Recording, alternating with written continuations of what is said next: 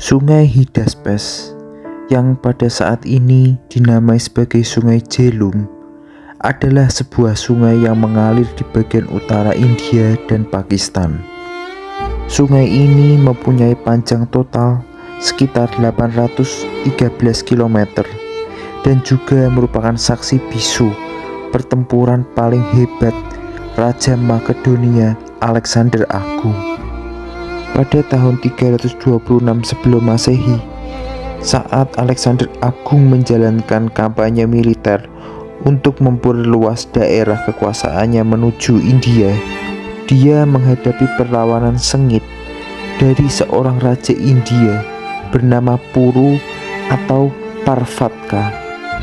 Raja Puru adalah penguasa Paurava, sebuah kerajaan kuno yang letak wilayahnya berlokasi di antara Sungai Hydaspes dan Sungai Chenab. Raja Puru merupakan lawan yang paling berat bagi Alexander Agung pada saat itu, jika dibandingkan lawan sebelumnya saat menghadapi Raja Darius dari Persia.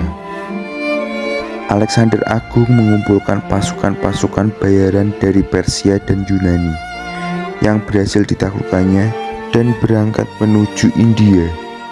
Jumlah pasukan Alexander Agung secara keseluruhan hanya berkisar 40.000, sedangkan pasukan Raja Puru berjumlah antara 20.000 hingga 50.000, ditambah lagi 85 gajah perang dan 1.000 kereta tempur. Walaupun dalam segi jumlah pasukan Alexander Agung lebih sedikit, namun dengan kecerdasan dan strategi tempurnya, Alexander Agung menyusun rencana yang cerdik. Direkrutnya seorang warga India sebagai mata-mata yang ditugaskan untuk menyebarkan isu dengan tujuan membingungkan pergerakan pasukan Raja Puru. Isu tersebut berisi tentang mundurnya pasukan Alexander Agung dengan menggunakan kapal untuk menyeberangi Sungai Hydaspes. Informasi ini sampai ke telinga Raja Puru yang membuatnya memutuskan untuk mengendurkan penjagaan wilayah perbatasan di dekat Sungai Hydaspes. Pada saat sore hari, Alexander Agung diam-diam bergerak bersama 6.000 pasukan pejalan kaki melewati hutan. Pasukan Alexander Agung yang terdiri dari pemanah, palangs, dan berkuda berkumpul di seberang Sungai Hydaspes. Raja Puru pun menjadi panik setelah mendengar berita dari anak buahnya yang mengabarkan tentang berkumpulnya pasukan Alexander Agung di tepi Sungai Hydaspes. Raja Puru tidak menyangka, sebab sebelumnya dia mendengar isu pasukan Alexander telah mundur. Namun ternyata di pagi hari pasukan Alexander Agung justru sudah berkumpul di perbatasan dekat Sungai Hydaspes.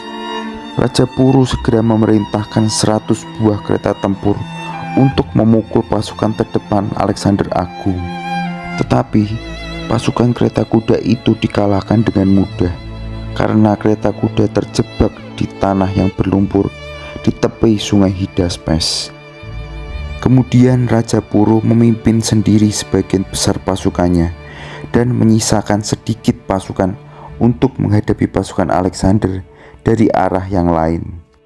Raja Puru melihat formasi perang Alexander Agung yang tersusun dari pasukan palang di tengah, pasukan kuda di sayap kanan dan sayap kiri dalam formasi mengepung. Sedangkan pasukan Raja Puru membentuk formasi yang terdiri dari pasukan berkuda di sayap kanan dan kiri, pasukan pedang di tengah, dan pasukan gajah tempur di bagian depan. Pasukan palangs Alexander Agung nyaris binasa digempur pasukan gajah perang Raja Puru. Bahkan Alexander Agung sendirian harus melawan Raja Puru dengan gajah tempurnya. Pertarungan sengit 1 lawan 1 antara dua tokoh besar sejarah ini berlangsung sangat seru. Keahlian petarung pedang yang mereka miliki bahkan ditunjukkan di medan laga ini. Keterampilan adu gulat juga mereka kuasai. Di lain sisi, pasukan palangs Alexander Agung memusatkan serangan menyerang dengan tombak dan busur panah ke arah mata gajah perang. Serangan ini bertujuan agar gajah-gajah tersebut mengamuk dan menyerang pasukan Raja Puru sendiri. Setelah siasat ini berhasil, pasukan Alexander Agung mendesak bagian belakang barisan pasukan Raja Puru, sekaligus mengepung seluruh pasukannya hingga akhirnya mereka pun menyerah kalah. Setelah pertempuran berakhir, Alexander Agung yang merasa kagum dengan semangat juang Raja Puru memutuskan untuk menjadikan Raja Puru sebagai gubernur di wilayah India yang telah ditaklukkan Alexander Agung.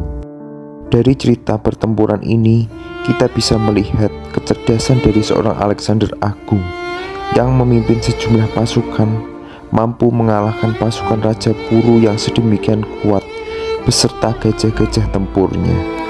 Dengan bermodalkan strategi yang dinamakan isu atau kabar palsu, mampu menyesatkan para pendengarnya. Tidak jauh berbeda dengan zaman modern saat ini, kita sering menerima informasi dari media massa atau bahkan orang dari sekitar kita.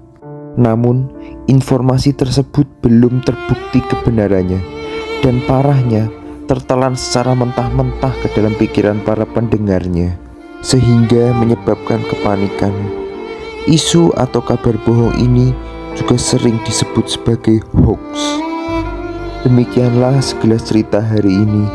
Terima kasih kawan-kawan yang sudah menonton videoku. Semoga cerita hari ini bisa menginspirasi dan memperkaya khasanah pengetahuan kawan-kawanku semua.